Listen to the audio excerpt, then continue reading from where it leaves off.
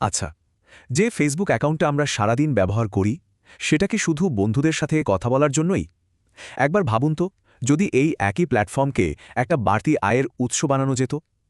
বাংলাদেশে ফেসবুক ব্যবহার করে কিভাবে একটা সেকেন্ড ইনকাম বা দ্বিতীয় আয়ের রাস্তা তৈরি করা যায়, চলুন আজ আমরা ধাপে ধাপে সেই পথটাই খুঁজে বের করি।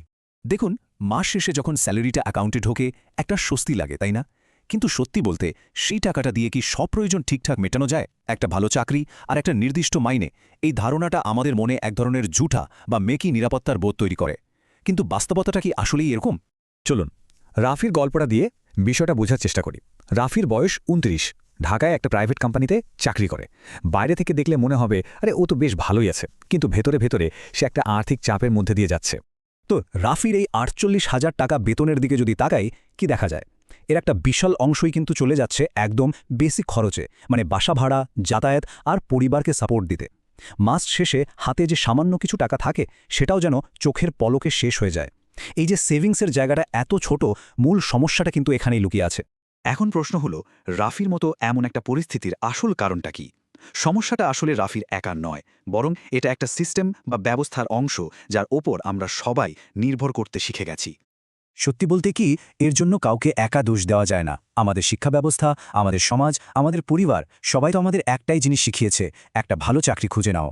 কিন্তু শুধু একটা আয়ের উৎসের উপর ভরসা করে থাকাটা যে কতটা রিস্কি হতে পারে সেটা হয়তো আমাদের কেউ সেভাবে শেখায়নি।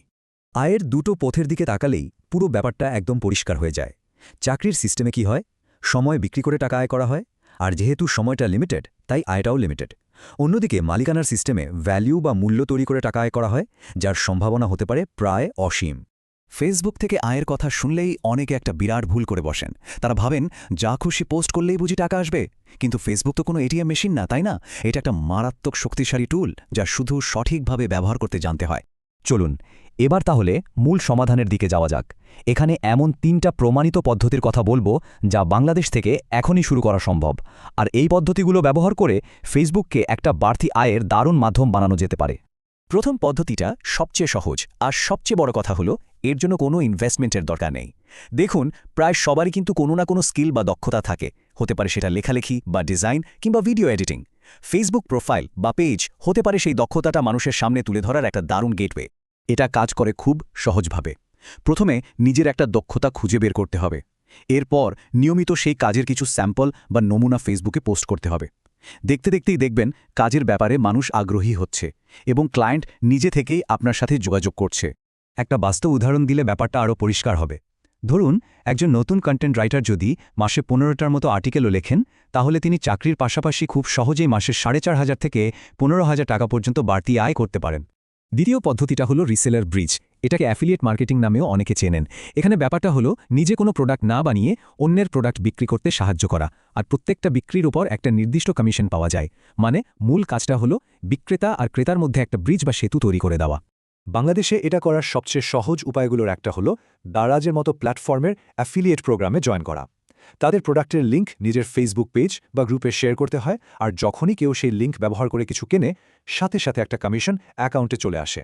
সাধারণত এই কমিশন ৩ থেকে ১০% পর্যন্ত হতে পারে। শুরুতে হয়তো আয়টা কম মনে হবে, কিন্তু একবার অডিয়েন্স বা দর্শক তৈরি হয়ে গেলে এটা একটা দারুণ প্যাসিভ ইনকামের উৎস হতে পারে। তবে হ্যাঁ, এখানে সততা কিন্তু সবচেয়ে জরুরি, কারণ একটা খারাপ পণ্য প্রমোট করলে কিন্তু দর্শক হারানোর ঝুঁকিই থেকে যায়। তৃতীয় এবং সবচেয়ে দীর্ঘমেয়াদী পদ্ধতিটা হলো সরাসরি ফেসবুক থেকেই আয় করা। যখন কোনো কন্টেন্ট মানে ভিডিও বা রিলস অনেক বেশি জনপ্রিয় হয়, তখন ফেসবুক নিজেই সেই কন্টেন্টের সাথে বিজ্ঞাপন দেখায়, আর সেই বিজ্ঞাপন থেকে যা আয় হয় তার একটা অংশ কন্টেন্ট ক্রিয়েটরকে দেওয়া হয়। তবে হ্যাঁ, এই পথে কিছু কঠিন শর্তও পূরণ করতে হয়। যেমন পেজে কমপক্ষে ১০,০০০ ফলোয়ার থাকতে হবে, আর শেষ ৬০ দিনে ৬ লক্ষ মিনিট ওয়াচ টাইম পূরণ করতে হবে। এই লক্ষ্যে পৌঁছাতে ৬ থেকে ১২ মাস বা তারও বেশি সময় লেগে যেতে পারে। তাই এই পথে নামলে ধৈর্যটাই হলো আসল চাবিকাঠি। এখন হয়তো অনেকেই ভাবছেন এই ৩টা পদ্ধতির মধ্যে কোনটা বেছে নেওয়া উচিত। এই সিদ্ধান্তটা কিন্তু খুবই গুরুত্বপূর্ণ, কারণ এখানেই বেশিরভাগ মানুষ একটা বড় ভুল করে বসেন। আর সবচেয়ে বড় ভুলটা হলো এই ৩টা পদ্ধতিতেই একসাথে কাজ শুরু করে দেওয়া। এতে যা হয়, কোনোটাতেও ঠিকমতো ফোকাস করা যায় না, আর কোনোটাই ঠিকঠাক কাজ করে না। তাই সবচেয়ে বুদ্ধিমানের কাজ হলো যে কোনো একটা পথ বেছে নেওয়া এবং অন্তত ৩ মাস শুধু সেটার পেছনেই লেগে থাকা। তো অনেক তো থিওরি নিয়ে কথা হলো, এবার চলুন একটা বাস্তবসম্মত অ্যাকশন প্ল্যান বা কর্ম পরিকল্পনা দেখা যাক, যেটা আজ থেকেই শুরু করা সম্ভব। প্রথম মাসের প্ল্যানটা হতে পারে একদম সহজ। প্রথম কাজ, আজই নিজের একটা দক্ষতা ঠিক করে খাতায় বা নোটে লিখে ফেলা। দ্বিতীয় কাজ, এই সপ্তাহের মধ্যেই সেই দক্ষতা নিয়ে ফেসবুকে একটা পোস্ট দেওয়া। আর সবশেষে এই পুরো মাসে নিজের কাজ নিয়ে মোট 12টা পোস্ট করার একটা টার্গেট সেট করা। একটা সত্যি কথা কি, এই কথাগুলো শোনার পর যে একটা উত্তেজনা তৈরি হয়েছে সেটা হয়তো 48 ঘন্টার মধ্যেই শেষ হয়ে যাবে। কেবল তারাই 3 মাস পর কোনো একটা ফলাফল দেখতে পাবেন, যারা আজই ছোট্ট হলেও একটা পদক্ষেপ নেবেন। শুধু জানলেই হবে না, কাজটা শুরু করাটাই আসল। তাহলে এই আলোচনা শেষ করার আগে একটা প্রশ্ন রেখে যাই, কোন সেই একটা স্কিল যেটা দিয়ে এই নতুন যাত্রাটা শুরু করা যেতে পারে? উত্তরটা কিন্তু নিজেকেই খুঁজে বের করতে হবে, আর প্রথম পদক্ষেপটাও নিতে হবে আজই। শুরুটা না হয় ছোটই হোক, কিন্তু শুরুটা যেন আজই হয়।